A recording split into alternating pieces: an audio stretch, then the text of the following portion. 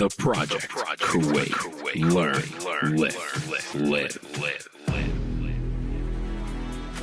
Hey everybody, welcome to The Project, and I'm throwing a curveball at everybody tonight. We had Dr. Vera, the author of Food Junkies. That's right, Vera Tarman, yes. World-renowned author. Dr. D got to geek out with her psychology questions. That's right. Meg and her gut health. I mean, you guys were talking about gut flora. I was just playing around on my phone. I was like, I don't know what's going on. No, I'm joking. I love the way she calls herself a food addict in recovery. I just love it. She's so honest. The conversation was flowing. It was an amazing interview, actually. I think that's the biggest takeaway of this is understanding the stigmas of addiction in general, Yes. but the differentiation between disordered eating and food addiction, what that exactly is, the whole social side of it, the personal side of it, and some really good tips to give you some light at the end of the tunnel on how to overcome maybe some of those things that you're confused about. Is it an addiction or is it just disordered eating or is it stress? I think she really gives some good tips to think about. And I think all her stories actually are amazing because you can relate to it no matter what. And also it can bring light to people that are food addict that don't really know that they're food addict. And the comparison she makes with, substance abuse and addiction was amazing. So, And guys, she gets into some of the science behind it, especially when it comes to insulin sensitivity. And she talks about ghrelin. She talks about everything that goes on with your body from a chemical perspective and a hormonal perspective. So I get into some of those geeky questions, as we were calling them. and we did the fluffy question. I know, you guys did the fluffy questions, especially Meg. She sucked it up this time. But it was great. I think it's because I already know the geeky stuff. Ooh, snap, she got me there. But it was too. great.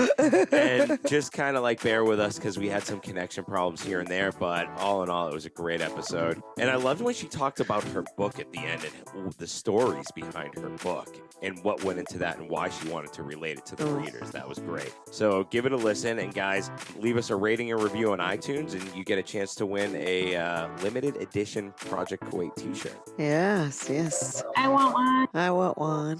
You guys aren't getting one. All this and more in today's episode. One of my now favorite guests on this show, Dr. Vera, right? Dr. D, I'm assuming you and Meg, too, love this. Yeah, that's right. It's right up your alleys. One gut expert and one head expert. I love it. It's where our paths cross. I know, right? So, Dr. Vera, I think you could do a better job at kind of, throwing your credentials out there and, letting people understand what your background is. The medical director of a treatment center in Toronto, Canada called Renicent, which is a treatment center for drugs and alcohol. And I've been working in the field of addiction medicine for over 20 years. I've been a doctor for, I guess, now 30 years plus, but an addictions doctor for about 20 years. And in the last 5 to 6 years, myself first, and then the program that I work for got very interested in the whole idea of treatment for food addiction. The most interesting in the first couple of chapters of your book was going through about we don't relate food addiction on the same level as you typically do with like alcohol and drugs. And it was just really interesting, that fact that was thrown out there right away of people that kind of transition from one to the other, the former alcoholics that then get into a food addiction, or someone with the bypass surgery who then goes into a food addiction, or bulimia and alcoholism, and the relationship between that. I found that to be really shocking. Yeah, that's really what happened to me. I work with new recovery. Like, people are coming in and I see them for the first month and they put down their drug and all of a sudden their hands are full of candies and chips and pop. And I would say to them, is this your pattern? And they'd say, no, I never ate like this before. What's wrong with me? Then my antenna went up and I started asking people, what about before you picked up your drug? And what was your food pattern like? And I would say at least 40% of the people, especially women, would say, I actually think I ate like this before. And then I started to drink, or I started to use another drug, even cigarettes. I started to smoke cigarettes. Then my food was under control and I thought that wasn't a problem. But now it is again. Yeah. So to me, when it's in my face, connecting the dots was not hard. What was hard was when I started telling my dietary colleagues, and Megan, I'm sure you can relate to this, the diet nutritionists who advise about food, when I started telling them about the addictive nature of some of the foods that we're eating, that's where there was a stonewalling, not with the clients. Of what they were kind of advising. Yeah. I have a quick question, and it's kind of jumping into the whole conspiracy theory thing here. All right. Now, we know that big tobacco, right, created addictive cigarettes. They knew they were highly addictive when they created them. And then I've read multiple articles saying that a lot of the large tobacco companies purchased food companies, some of the biggest food companies. Do you believe that they're creating these hyper palatable foods that are so extraordinarily addictive, especially to children? Oh my God. Yes. I'm inclined to say that's not a conspiracy theory. It's just plain commercial. Once you start reading, how can you not make that connection? The fact that we know, my guess is that you are leading to this. We have people who are food engineers deliberately making foods to be, well, you said hyper palatable. Let's just call it what it is, which is addictive. I think that that's a deliberate intent. I think most people who have read anything beyond just the superficial are coming to that conclusion now. Just a matter of legal and economic forces to change the tide. Right. When you talked about some of those clinicians and things kind of almost guiding their clients on a more destructive path as far as the food goes, what were those recommendations, or what do you think the intention was with that? What were they hoping they would fix, and then what was created out of it? Well, when I think about conspiracy theory, this is where I think it goes. I think that there's enough now in the media about the food industry and the connection with big tobacco that's not so outlandish anymore. Mm-hmm. But in the medical world, I might be faulted, but I don't know if I am, in the sense of, is there some kind of, not conspiracy, but a similar economic motivation to recommend foods that perpetuate diabetes so that we can keep a medical industry going, like a pharmaceutical industry for diabetes going, as opposed to the more obvious solution, which is to stop eating the things that are causing diabetes. Mm-hmm. That's so true. Causing the need for gastric surgery. Mm-hmm. We wouldn't need to do the extent of bariatric surgery if we initially first got rid of foods, changed the diet that the nutritionist is suggesting, because they're suggesting, yes, you can eat a certain amount of carbs and a certain amount of sugar, basically toxins, addictive toxins, and it's up to you to control it. Well, of course, that's not possible. Well, and that's something big that's going to touch on, especially in Kuwait. But we also have the fastest growing population in diabetes in the world. It fits because you also have a very high population of obesity, not even overweight, but obese. I think there's a figure of 40%.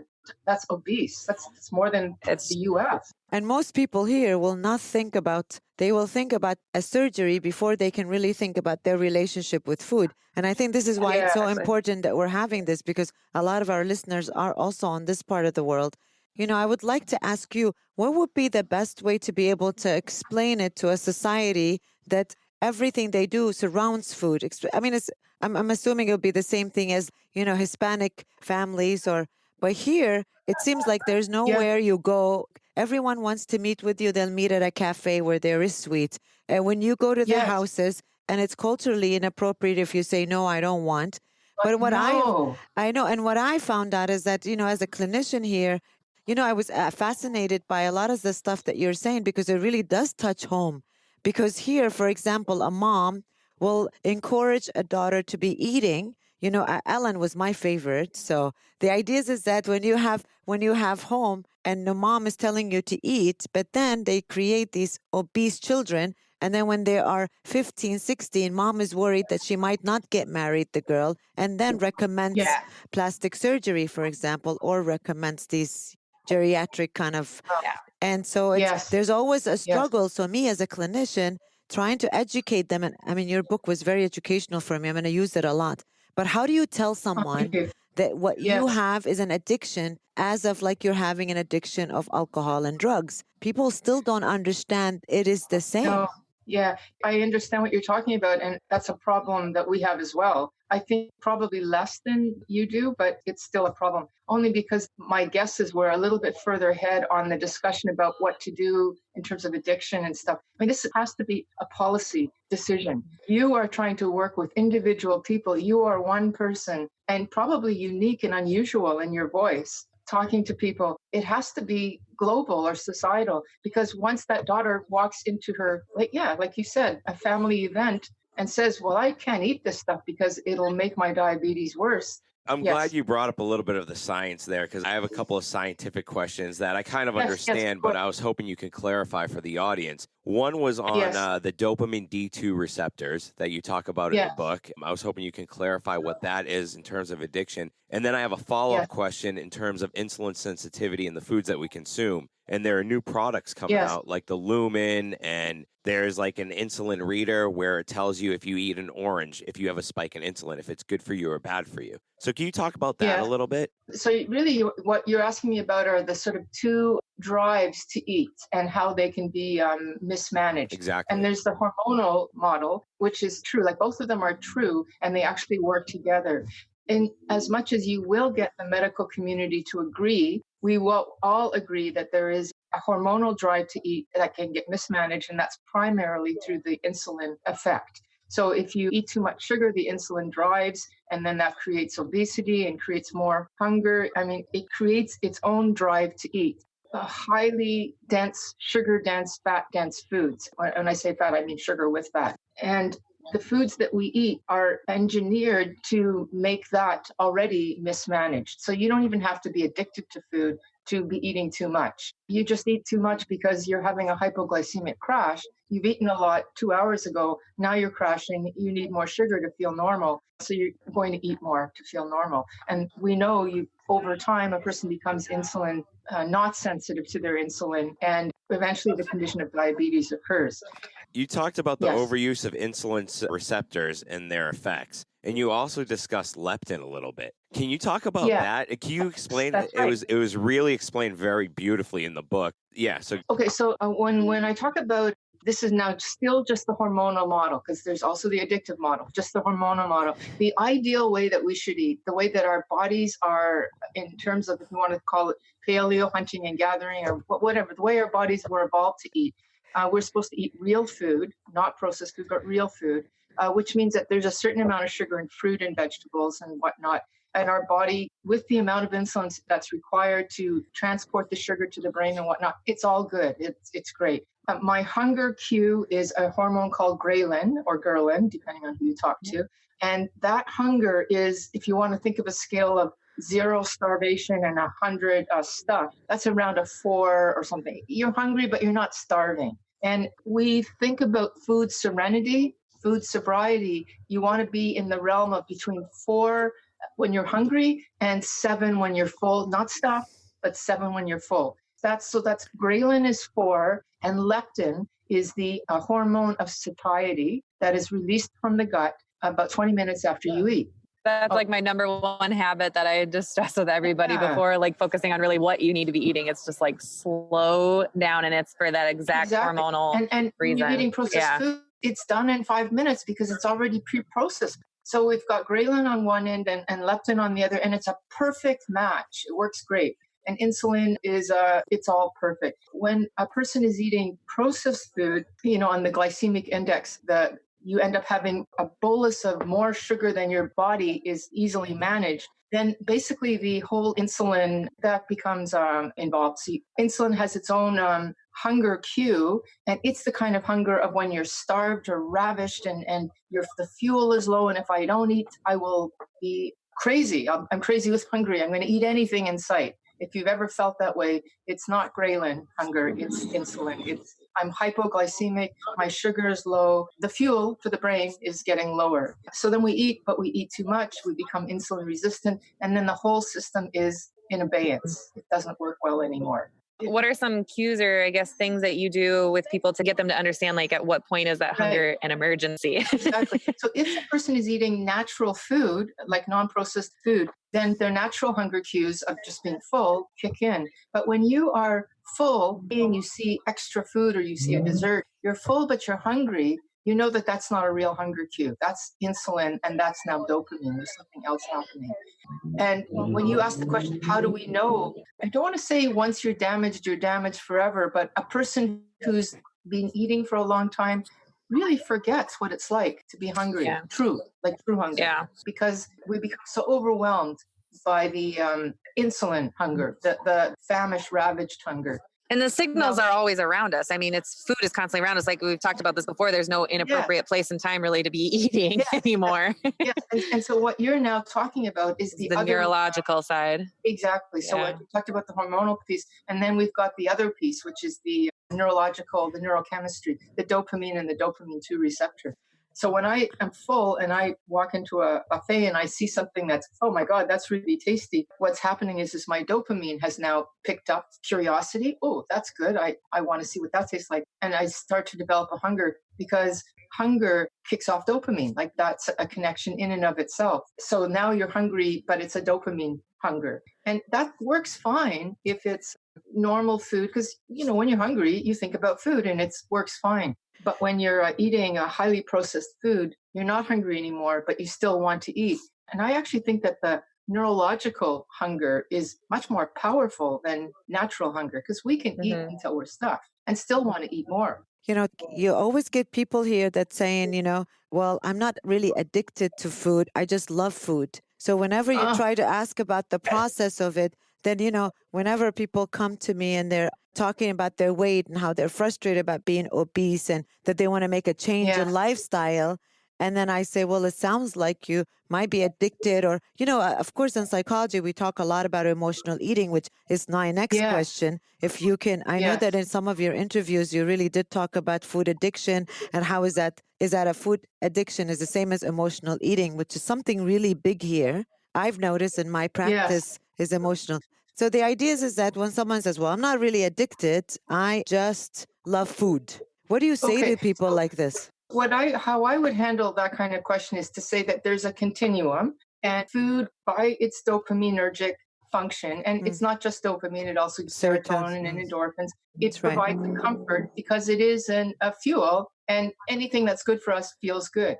And when we talk about a continuum, first of all, anything that's a pleasure creates dopamine, but you can eat something and you're not addicted to it, nor are you emotionally in need of it. So that would be at the one end. And then you may have problems, just like if you have a couple of drinks, you have a dessert, you feel a little bit better because it's giving you a neurological band-aid of either endorphin or a combination of dopamine, endorphin, and serotonin. It doesn't mean that you're addicted to it, you just like it. But when we talk about it becoming an addiction, just like with somebody who's drinking every once in a while just to get to sleep, we're not saying they're an alcoholic yet. It's when there's a dependency that becomes developed. And now there's also impairment around. I'm now needing that drink to get to sleep at night, that tub of ice cream to get to sleep at night, or the muffin to get through the morning. I need that, even though I'm sick. So now we've got impairment, we've got dependency, plus the comfort. Then we're moving into that realm of addiction. What is it about the night snacking, I guess, aspect of it? I think people in there, I think nighttime tends to be the most difficult time for people dealing with that. Is there anything around that behavior-wise, or what? I think it's a combination both of probably the food that they ate a few hours earlier. They're now actually having a hypoglycemic crash. You can't sleep when your fuel is down. You become agitated and irritable. You can't sleep. Plus, this is pure psychology. You develop a pattern of behavior. At night, I want to be comfortable. I know this food. It's almost like a stimulus response thing. I know that this will help me sleep. It becomes a mental crutch to help me fall asleep, which if I don't have it, I don't sleep. Right. Sorry, I was going to say, talking about mental crutches, just because this question that I have falls right into it. And you talked about in chapter 5, the side effects of fructose. In the diet. And now a lot of people will switch to the diet foods, and then they think that's okay because now I'm doing diet soda. But you talk about it in the book that fructose is actually addictive, or just as addictive, and it has addictive properties in terms of mental and physiological, I think. So if you can dive into that a little bit, that would be awesome. Well, fructose is a fruit sugar. It's half of a fruit sugar, so it's an actual sugar. But I think you're meaning the artificial sweeteners like stevia or aspartame. So what we're talking about there is neurological hunger, like I said earlier, I think is more powerful than hormonal hunger, but we can mess up just on hormonal. But when we have artificial sweeteners, we're anticipating the anticipation of sweet. You eat something, it tastes sweet, the body responds as if it is sweet. And so you end up having a mini euphoric response from the sweetener. And if you are green, new, naive to the whole thing, you can probably get away with sweetener. But if you've been eating stuff for a long time, things don't stay the same. Addiction is chronic and progressive. The more we eat this stuff, over time, we're getting worse. And you become trigger happy even to artificial sweeteners at some point that you might not early on, which is why some people, Dr. D, in your practice may truly just still love food. But I would say that's only a yet. Give them more time in this food environment, and they're going to be back in your couch or chair or office with much more severe problems. It doesn't stay at one place. And sweeteners only contributes to that process. Yeah, it's true. Plus, by the way, there's research now suggesting that probably has an insulin effect too that we're not quite sure of, but there's something going on there. I was just going to ask that question too. Yeah, I think we're just on the cusp of that. And you must have seen in the paper just in the last couple of days, I was just floored by this. The idea about gut flora, that there are some specific gut flora that actually change sugar. We actually metabolize the sugar into alcohol so that the person really does get drunk. Yeah. That's Wow. And that was what makes nutrition so awesome and exciting. I think that's what confuses people, is that because you can, and we've talked about this with our functional nutritionists before, of the way people metabolize things can be so different. So there isn't necessarily that blanket approach of everybody kind of resolving these issues, especially when we're talking about hormones and then neurological side all mixed together. And that's why I think what we're covering today is going to be a great place for people to start, but everyone's journey is going to be a little bit different, and what they find is going to and that's what I like, all the different stories that you have in your book that really highlights that. Exactly. Yeah. There's a foundation in place, but you know, everyone's journey is a little bit different. So going back to the initial question, Dr. D, about, you have people in there that say that it's just comfort, it's just pleasure, I just love it. I would say that's just the first stage, but it doesn't stay there. Like, you have a drink, and after a while, one is just not enough to get the same effect. You're going to need more. Like, addiction isn't something that just stays. It's a gradual, progressive thing. I mean, and I think I'm not saying they're going to like that answer.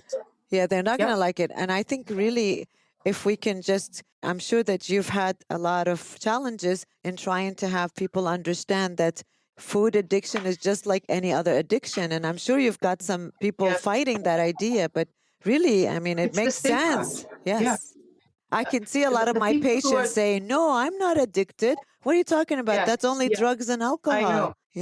Yeah. So there's two things. The people that I see who are more open to my experience, I'll tell you the classic person who's the most open. They're the ones that say, thank you, Vera. I'm so glad that we're talking about this. They're people who have already had bariatric surgery.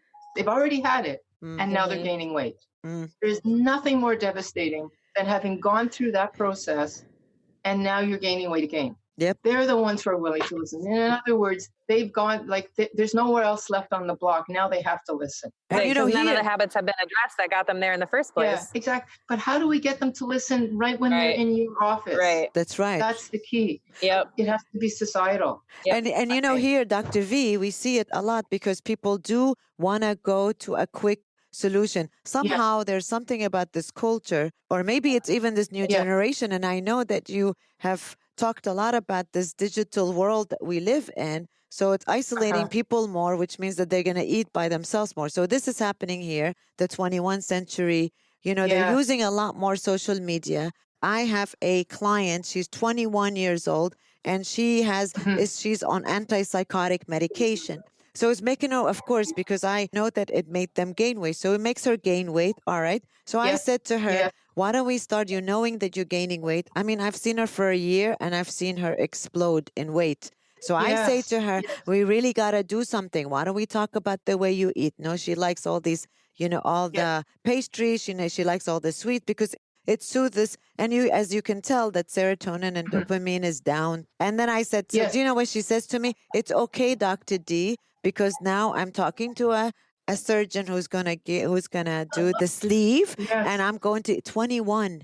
And then I said to her, fine, because here what I see, I've seen a lot of patients that have gone through the surgery 3 years later. I don't know what the mark about 3 years later. Then they've gained all the weight, and so they gain weight here. And I tell her, and she's like, no, all my problem will be solved. So these are the struggles that having.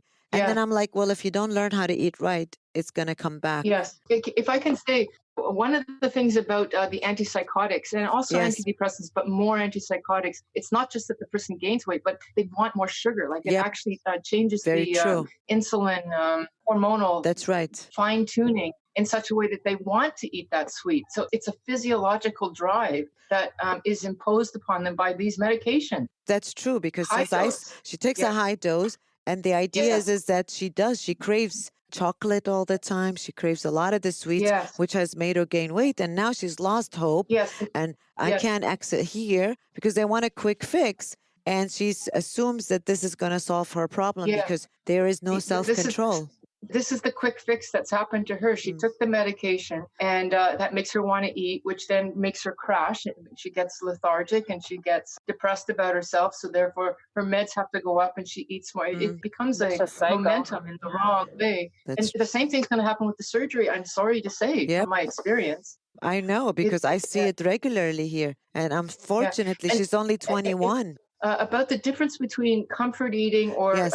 emotional eating and food addiction, also there's an important distinction, and that is that even if you're eating this food from our Western processed food, it doesn't matter what mood you're in, whether you're happy, sad, glad, mad, it doesn't matter, you're going to want to eat. So you may have started by eating emotionally, but once you're eating this food, emotions become insignificant. You're just eating this food because that's the addiction. It's like I might have started smoking cigarettes because I was a teenager and I wanted to look cool, but at a certain point, it doesn't matter. It's not cool anymore. Right. I'm aging, and I know whatever it is that the cigarettes do, and I can't quit anymore. And that's what happens with food addiction eventually. And that's the point at which I see people. But you, Dr. D, see them at the beginning of the road, it sounds like. Yes. And wouldn't it be nice if we could nab the problem in your office? Yep. I'm hoping that you and I can work together to resolve this Yes. situation, because it is very true. But this society is very societal. difficult. Yes. Yes, not necessarily societal, but familial, like what we say here. So when people come into where I work, the first thing is offer and what we call an abstinent food plan, which is essentially real food, not without refined sugar, and get them eating that. And within 3 or 4 weeks, by the way, I don't want to end this podcast without giving a message of hope. Please, I want to add the message of hope in there, which is that you won't crave this stuff if you stop. But anyway, so we teach people how to not eat that stuff, and they literally feel better by the time they leave. But now the biggest problem is, how are they going to go back into the community with the barbecues and the buffets and deal with the family and deal with all that stuff? And that's the hardest piece, I think, of Kuwait. We kind of touched on before, especially with the family gatherings and holidays. Yeah. And I mean, we touched on especially in Ramadan time, but meals if food is entertainment there. Yeah. It is a dry country, so it's less on the, Right. alcoholism side of the addiction transfer, but food is the entertainment, and meals are long and drawn out, and it is very much a social life for people to do that. So we have to infiltrate at that level. I mean, somehow, I don't know how it happened, probably religious. You say where you are, it's a dry area. So it's socially acceptable not to drink. In That's fact, right. it's expected that if we could somehow learn from that, not food, but specific foods, toxic foods like sugars and, white flours and stuff like that, to make that put it in the same category. Yeah, in the same way that we're doing now. Yeah. I don't know about you guys, but the same way that we're doing it now with cigarettes. Like now, you feel like a pariah as a smoker. And it was only 10 years ago that it was very acceptable. Well, even in Kuwait, less than that. I think when I moved there in 2014, you could still smoke in the airport and the malls anywhere you wanted to. I mean, it's only been a couple of years where they've kind of push that into there's like little smoking tanks you can go in now. Right. But That's true. I think it's at that level that's what we need to do. I think if we can just be able to educate people about sugar. So you mentioned 2 types of food, which is sugar and flour. But the idea is that I think education, we are a dry country, but we do have drug and rehab units here. So drugs are big here, cocaine, heroin, as you can think, because people have more money here, so they can spend more. But the idea is that it's the same struggle, just like an addict when he leaves the rehab and he is going and he's worried about being able to sustain from this drug. It's the same thing but if we can get people to really understand that this is an addiction, the more we can educate, because obviously in this country, they're realizing that drugs and alcohol is bad for you. And I think we need to find somehow to really do what you are doing and get people to really understand this is an addiction. If I knew I was an addict when I go to these family gatherings, I will not touch sugar because it's an Right, addiction. right. But it's still Yes. people are not understanding the process of addiction. Right. So some of it might be if we can destigmatize the whole concept of addiction, Yep. so that it's not like, what's wrong with you, Dr. D? Like, That's right. what's wrong with you? Yeah. But that this is just, well, I'm a diabetic. And I actually think that people who are diabetic actually have more of a tendency to be food addicts. Like, I think that the insulin receptor blunting that happens with diabetes, a similar process is happening in the brain with dopamine, which, by the way, I haven't really addressed the dopamine thing, which I can if you still want me to. Yes, yes. I think a would love similar to, thing is happening. So if we could just say, look, I'm a diabetic, I can't have this stuff, and people say, okay, if we could say the same thing, look, I'm a food addict or I'm a sugar addict, but I can't eat sugar. Yep. I'm allergic to it. Me. It makes me anxious. Yes. Well, essentially, you are allergic to it. Yeah, You have exactly. a hypersensitive response to sugar. Yes. And that's what's hard, I think, is people saying, like, when they say that I can't have something, Yes. it automatically goes that restrictive mindset. And then the more it's restricted, the more you think, like, God, I really want that thing. And so Yes. one of the things, the language around it Yes. that I've kind of worked with people Yes. on too is understanding what it does to you and how it makes you feel. And rather than Yes. saying, I can't have that thing, I'm choosing not to because I don't want to get sick.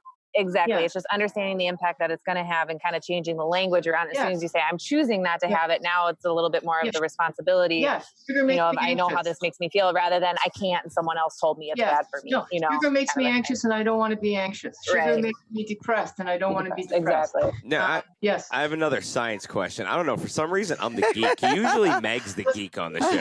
And it's like I would think I should be the one asking these questions. No, but I've geeked out on your books. And I read a couple of articles too. And in recent readings over the past few months, I've read some things that are saying that type 3 diabetes, there's a link to dementia and Alzheimer's, I think. That's right. So we've talked about this before, I think, in the episode with the researchers from Australia when we talked about diabetes, I think with that.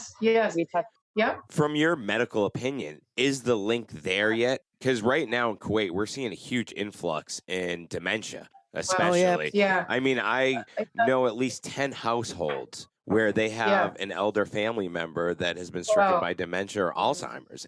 And it's just blown up ever since after the Gulf War. And I'm not saying that it has to do with the Gulf War and whatever chemicals were used or whatever, but that's when the real introduction of Western foods started to come into Kuwait. Yeah, and I'm more inclined to think that sugar is the neurotoxin that will lead to Alzheimer's and maybe even Parkinson's, certainly mood disorders. But is the science there? I think there is science there, but is it reliable enough? I don't think we're at that stage. It's strongly suggestive. It's correlational. I don't know if it's causational yet. But those of us in the field are willing enough to say, this looks very much like there is a causation, but we can't say that that's for sure the case.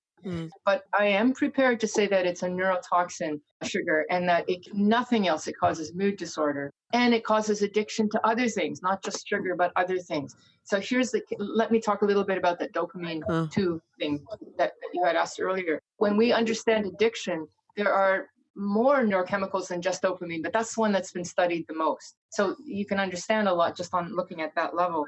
We know that hunger creates a dopamine rush. I mean, it's connected to dopamine. We also know that sugar, cocaine, other drugs also create an influx of dopamine. We know that just anticipating, in other words, a sweetener, can cause a dopamine rush. In normal life, dopamine is meant to get me through the day to just appreciate a conversation like we're having. I'm not supposed to be on way out in the Netherlands exploding into, I don't know, basically the extraordinary thanks to sugar. Just like insulin receptors, it's the constant bombardment of sugar and whatever, high stimulation.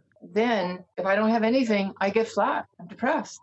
Yeah. Now I got an emotional problem. I think chapter 8, you went through some of the withdrawal symptoms and post-acute withdrawal symptoms. That's the one thing I took from the book. So when we talk about addiction, we acknowledge that there is, with any syndrome, any addiction, there's a withdrawal. Whatever extraordinary experience you have, the body adapts to that to make it normal. And then when you stop it, you need that stuff to feel normal. And now you don't have it. And so now you're going to feel the opposite. So the opiate person has no pain and they're sedated and they're constipated, stop the opiate, and now they have diarrhea and they're feeling full of pain and extremely depressed because it's the opposite. Sugar, you get that buzz of whatever it is that you get. You stop that and it's the irritability. I can't sleep. My fuel is coming down. It's even to the point where the person is shaking, is sweating, can't sleep, diarrhea the next day. Now, that's extreme. That's somebody who's probably binged all night. But it is what we see happening once you get to the end of the spectrum with food addiction. And, we can ask people who don't believe in food addiction, they'll say there's no withdrawal syndrome. But you ask anybody who's been eating this way for a while, and they will say, yes, it takes about a week before I feel back to normal again. I know for myself, it was a lot of like headaches and like brain fog and that kind of stuff in the beginning when I detoxed from sugar. Yes. And then that's how I've talked about this before. That's how I found the link between sugar and my arthritis. And I don't have to deal with arthritis medications or anything like that now from paying attention. I mean, obviously there's sugar in fruit and some natural sugars and things like that. But when you had the withdrawal, how was your emotion? Oh, I was grumpy. I was very irritable, very grumpy. And how long did that last? It was about a week. It was about a week. It was kind of, we called that phase like getting off the crack is how we just, the group that I did it with. And that's how we kind of described it. It was just, it took about a week and then the mental clarity and things kind of came after that. And then just feeling better in the joints. So it does happen. And I think this is the part with people who deal with kids. And that's a hard phase for when you're trying to, go through a family change, maybe, and making behavior change all around, is that the kids, I mean, their emotions are way more escalated than what we feel. And they're way more irritable and up and down and the aches and all that kind of stuff, but they get through it. We call that attention deficit disorder. Right, exactly. Right. I call it a sugar high. Yes. I just call it what it is. I say my But it gets labeled as a ADD. Or ADHD, yes. We give them stimulant medication, which suppresses appetite. Right. And then they lose their cue of what's hunger and what isn't hunger. Mm-hmm. It's frustrating. We have talked a lot about like the sugar aspect of it, but there's still, I encounter some clients sometimes that they are eating what is considered a relatively whole food diet, paleo diet, but they will still overeat large amounts. So they're eating, less of the processed things. They're eating more of what we consider a healthy diet, but they still have a struggle with just controlling portions or, how much they eat in that time. Is that still considered like an emotional eating? Is that considered an addiction, or where does that kind of fall on the spectrum? If it's not so much of the sugar that they're trying to detox from, it's just food in general or meal size or, things like that. I would need to know more information, but the thought that comes to mind is, how carb sensitive are they? Mm-hmm. And I do think that some cultures are more carb sensitive than others. Like, here in Canada and America, our Aboriginal populations are so carb sensitive that they look at toast and they've got diabetes. I mean, it's just... The insulin spikes just looking at the thing. I mentioned that earlier when we first started, that there are some new products coming out on the scene. One of them is the Lumen. And I really don't care to mention brands, but they've advertised as they can tell if you're carb sensitive by you blow into it and it gives you a reading. Can you talk about that a little bit? The science behind that? Is there any fact behind it? Is it legit, or is it just kind of a marketing ploy? I would have to say I don't know, because I don't know that product. I'm going to claim ignorance, but I'm going to give you a thought. If they're using the concept that what we're essentially measuring is insulin sensitivity, which would be the same as saying carb sensitive, it has logical thinking behind it. But we all know that something that's logical thinking doesn't necessarily mean that the product I have is truly measuring that. Mm-hmm. It's a bit like the Fitbit thing, when people are all those steps, you're somehow making the implication that you're having a healthy lifestyle. Not necessarily, not if you're eating muffins all the time. Right. So I don't actually know if the promise delivers, but I think what they're saying makes sense. And that's probably how they're selling it, is by its logic. You have tried to distinguish between eating disorder and an addiction of food. So I wanted to see, can you help me understand what you think? Because a lot of the things you talk about as the addiction of food kind of fits into the purging. Some anorexia, some bulimia, but the purging part, it does, because they're overeating. And Meg was just talking about people that are overeating.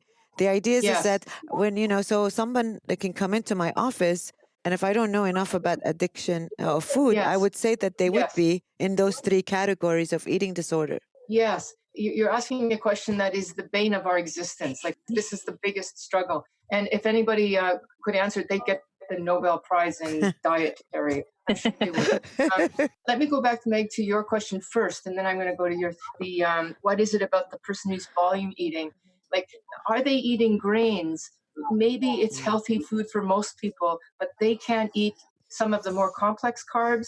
that, like, they can't eat potatoes where most people still could, or they can't eat grains like quinoa and rice where others could, and that might still be driving the addiction because they're so carb sensitive. That's a possibility. The other possibility is, now we're moving into Dr. D's area, is that if the person has been eating problematically for a long time, they start to develop addictive food behaviors like just volume eating. I don't care what it is, I'm just eating a lot. That's true. Which then looks an awful lot like a binge disorder.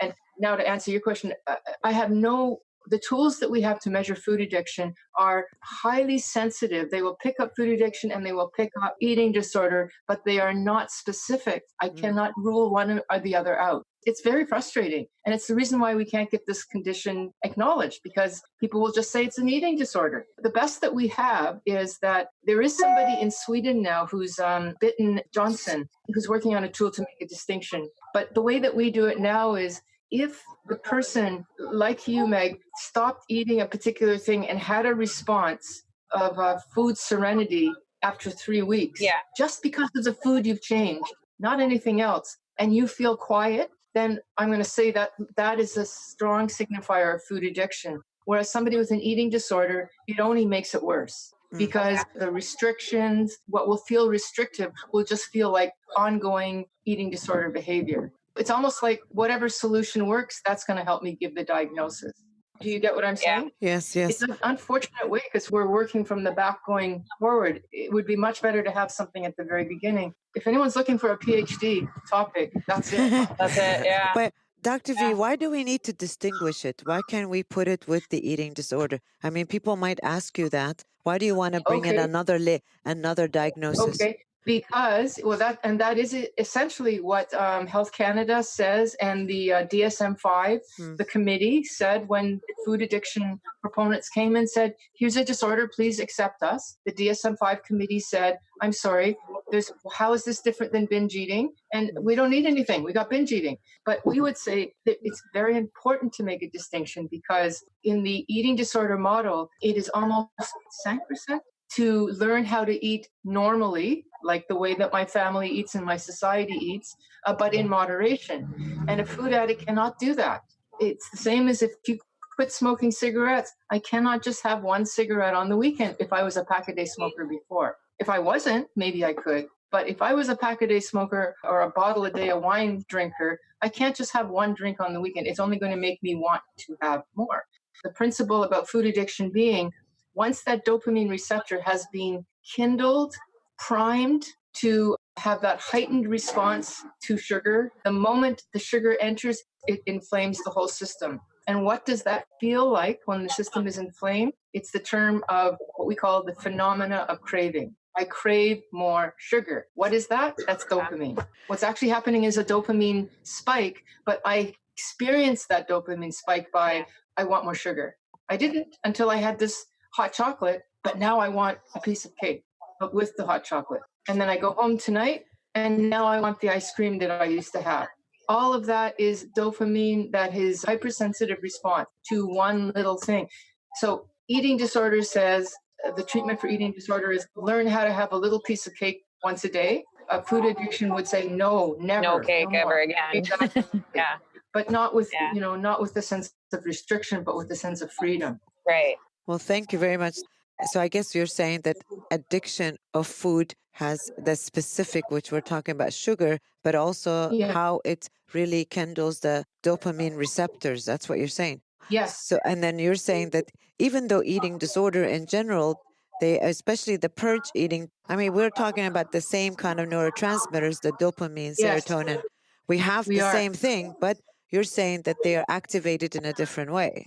Yes. Now, some of us will say, I'm not so sure that we're activated in a different way. Okay. I'm more inclined to say, and some of us, here's where there's many different PhD theses, some of us would say, like me, that the eating disorder is actually an earlier phase of a later stage food addiction. The eating disorder can still do a little bit, and they'll struggle and they'll get the comfort, but they can moderate, but they haven't moved along, because we see that happening. People end up saying, hi, I'm Vera, I'm a food addict and a bulimic, both.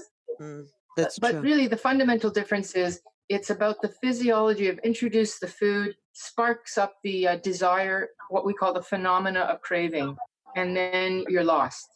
That's And true. that phenomena of craving could translate into just eating behavior, like volume addiction. Right. You said this in some of your interviews that people really need to understand whatever it is that they're addicted to.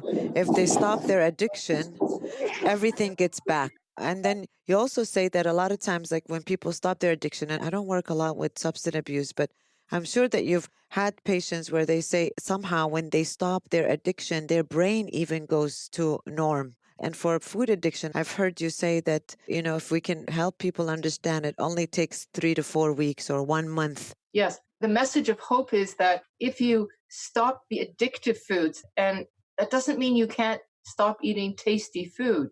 You can still really enjoy your food. It's just you stop eating the highly processed flour and sugar and those kinds of foods. After the withdrawal, which lasts a week to 2, you actually go back to just enjoying regular food. Yes. I had another question about the book. It was probably my favorite story in the book. One of them was your story, which I thought was extremely fascinating. And you talked about it on a recent podcast also, of how you realized that you had an addiction to food when you were working at a senior citizen home, if I believe, right? If I'm not mistaken.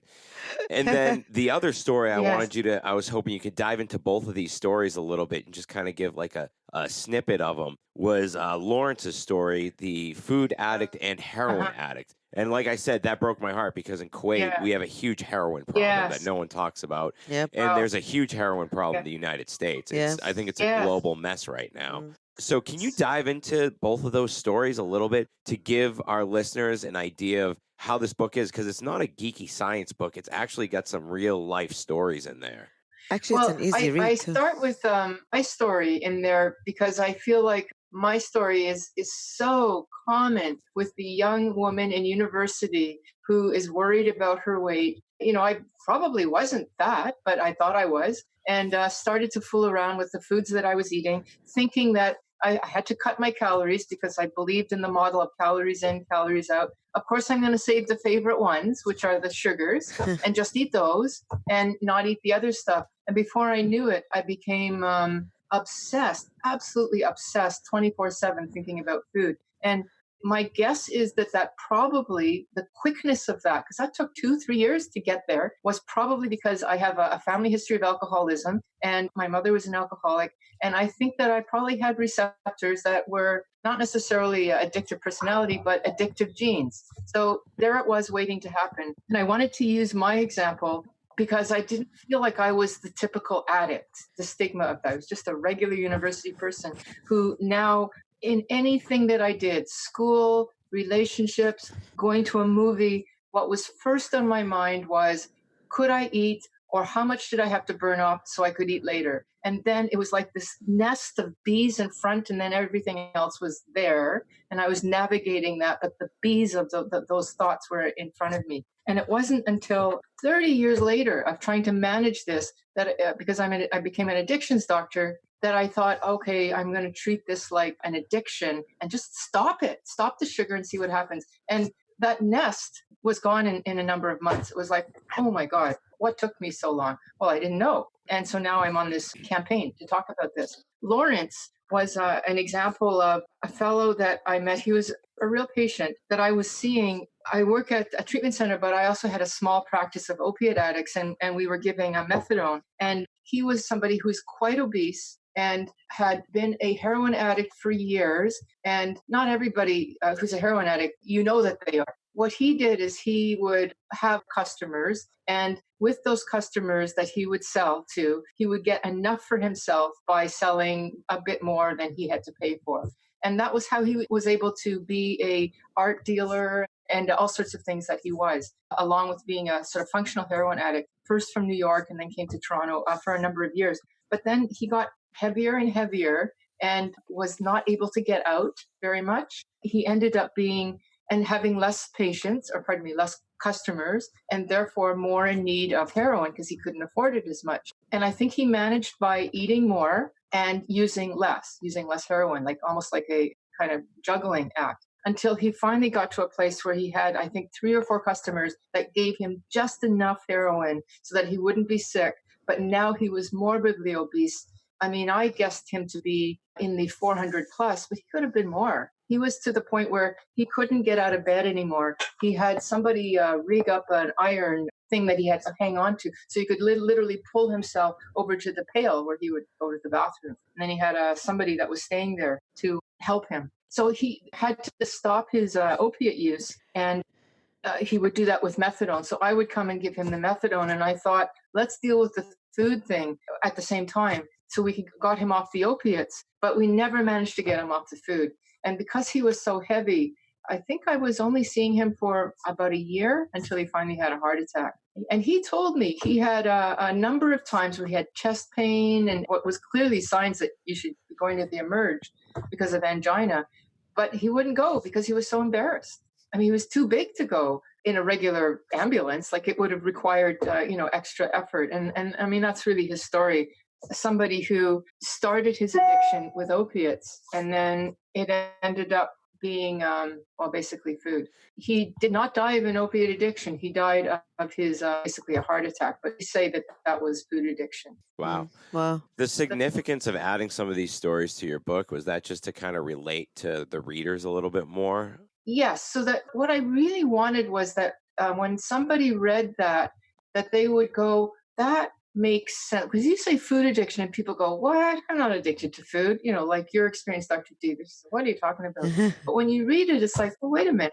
I can relate to that. And also to give some compassion to, like, I think that part of the reason why we don't see food addiction or sugar addiction as extreme, when I see a crack addict on the street, well, I'm walking by them. They're, on laying by a vent, with cardboard boxes. It's visible. Food addiction at its end stage, there are people that are up in their attic or their third floor. They're shut-ins. They're having people deliver food to them, their pizzas or whatever. They don't go out anymore, and then they die. We don't see that extreme. And I wanted people to see that it's like this thing that's just below our consciousness. We know it's there. We're not really willing to look at it, but it's there, and it's getting bigger and bigger and bigger.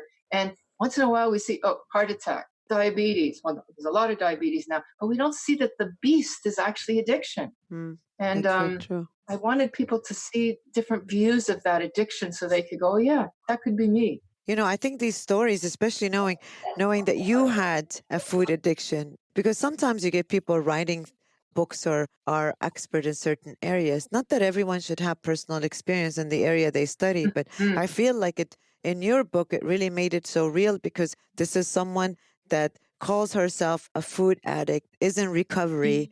And so when you use those terminology, actually, I want to confess to you, I think after I read this, I think I have a food addiction, or had. Now I work out.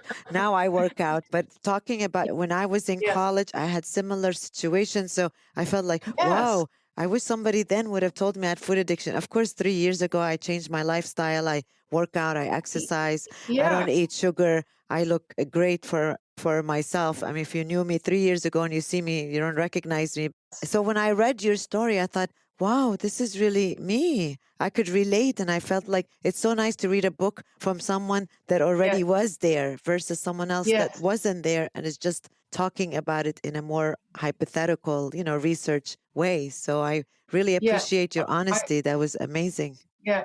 I thank you for saying that. And I really wrestled with bringing myself in like that, because it's a little bit embarrassing, some of the stories that I told. And then in the end, I thought, what have I got to lose? It's just ego, and for God's sakes, if it makes a difference. So to you, it spoke to you. Oh, it did. And I thank you for telling me that, because it makes it worthwhile, because, it is a bit embarrassing. But the more you and I and others speak about this, the more we destigmatize this thing. Well, and I think that's like the hard thing, especially like Dinka in your field, working with mindset and things. It's like, you're human, you still struggle with, that's right. decisions and, all that kind of stuff. And it's like, I'm in the health field and I still struggle. Like, it's still a conscious decision, with food and behaviors and habits and stuff sometimes. So it's just, it does make us relatable. Like I'm a health coach, but I'm not the health coach that has like the 6-pack and that has, like this picture perfect body that people think they're supposed to have. And to me, I hope that makes me more relatable, because we've talked about this before, like chasing the abs and like what that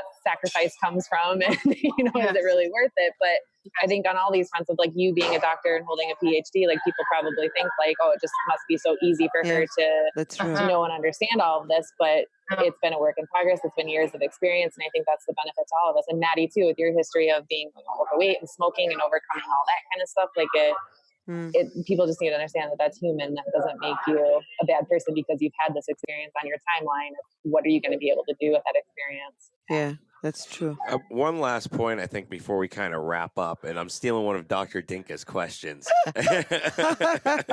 We were talking about this earlier, and it was about exercise. She actually reminded me about this point in the book that you brought up about supplementing the addiction to exercise and, you know, being like, oh, and we hear this in CrossFit. I'm a CrossFitter. I hate to say it, but I am. And we hear it all the time. I'm doing the WOD for the food, or the cheat meal WOD, as they call it, right, Meg? You can relate to that. So now, how do you get away from, if you kick your addiction to food and then you become addicted to exercise, because you're going to fry your central nervous system and you're just going to keep going down this dangerous rabbit hole.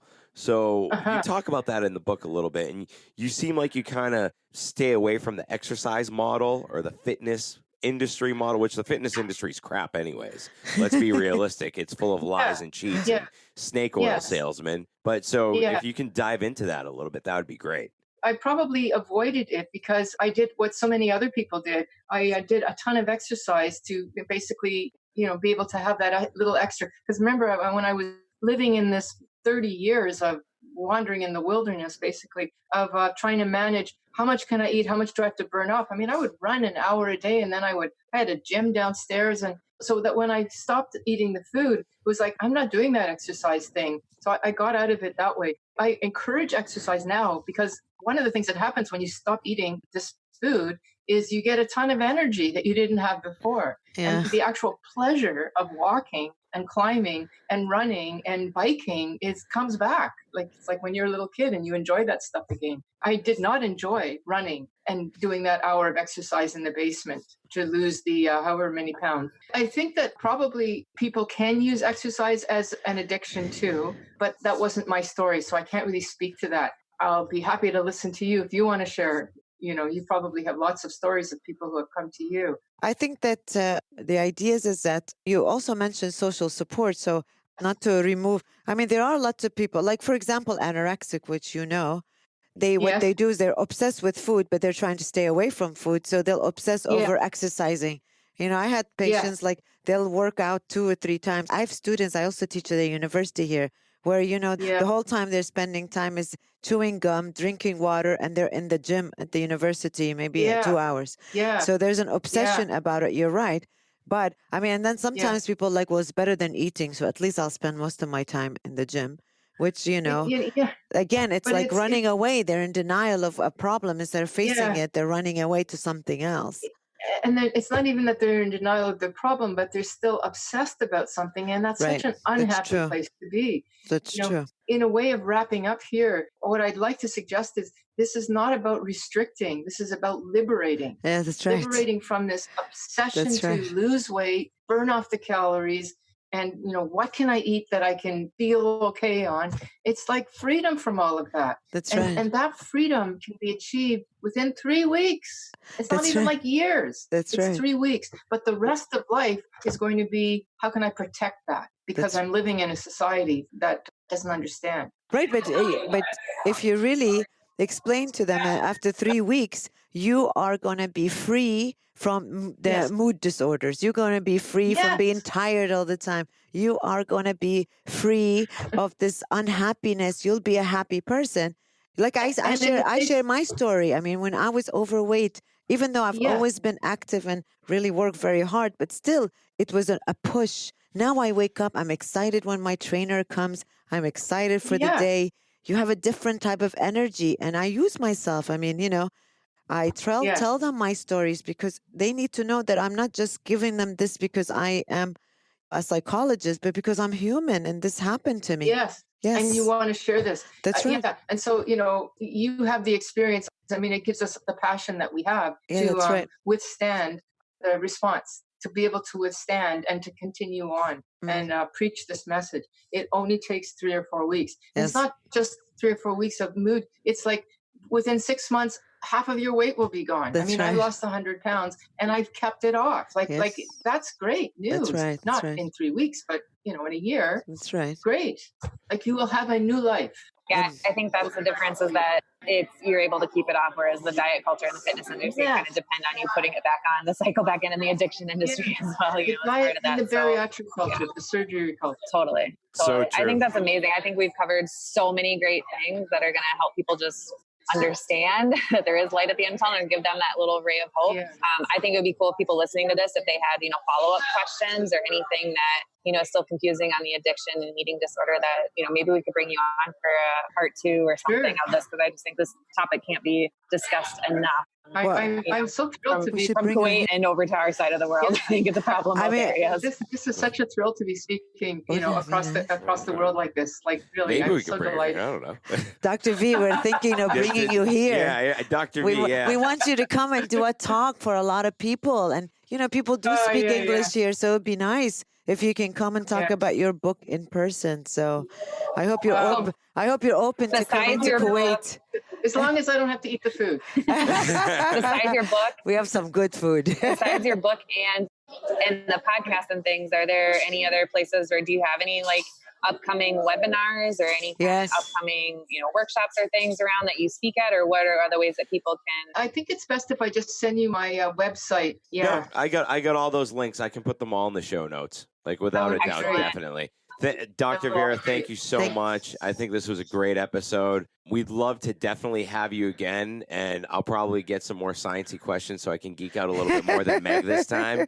I mean, she was asking all the fluffy questions. I got a psychologist and someone asking the fluffy stuff. I don't know what to do anymore. We wanted you to be the...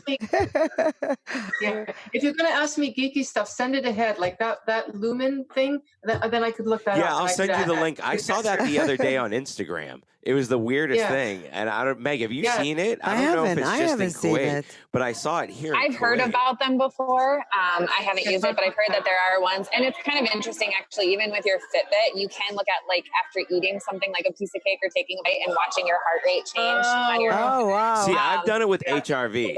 I've done it with the chest chest strap. I've done it with the legit chest strap and the HRV. And you can actually tell. And they give you complete instructions 20 minutes after you eat. And I was obsessed at one point with recovery and waking up at 4 o'clock in the morning to take my HRV before I started my day.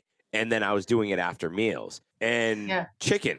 And I told Meg about this. She knows. But you my know what? problem This with might chicken. not be a bad idea, because if people are conscientious about their heart rate and how high their insulin, maybe they will, because then they will be more scared, and being scared maybe will help them stop these foods. It could work. Well, thank you so much. thank you. Thank you, Dr. V. It was great Have talking a great to day. you. Thank you very much. Thank you. Bye-bye. Thanks so much.